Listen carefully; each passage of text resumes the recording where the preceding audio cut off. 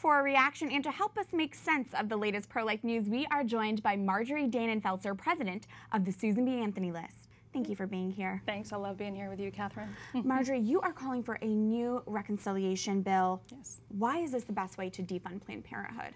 Well, it takes just 50 votes in the Senate. Otherwise, you got to get to 60 because they would definitely, there'd be a filibuster in the Senate. So it is the surest and easiest route. Nothing is easy in politics, however, so it's a little bit of a rough ride right now, but it is definitely the best route. Are there other strategies?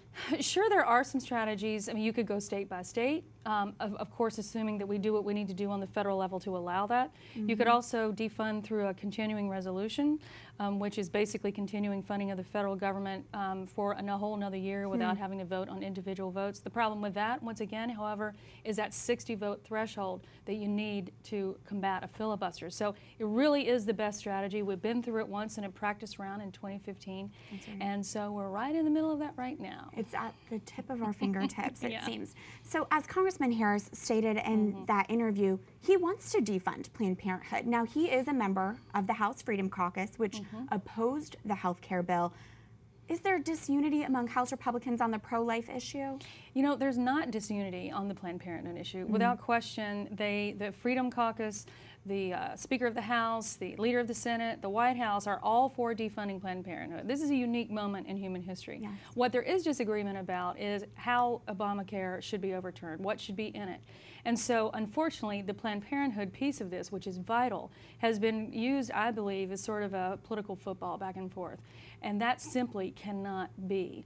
It cannot be that the pro-life movement would ever be an extension of some other entity that has rights that are involved that we care about, but nothing as fundamental as the right to life. I think that's why there's so much frustration and a lot of confusion. If pro-lifers do have majority, how could this be happening?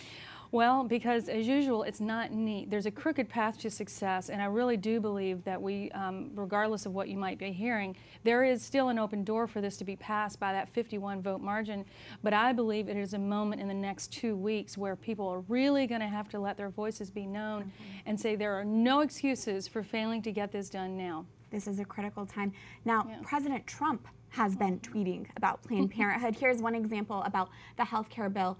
The irony is that the Freedom Caucus, which is very pro-life and against Planned Parenthood, allows PP to continue if they stop this plan.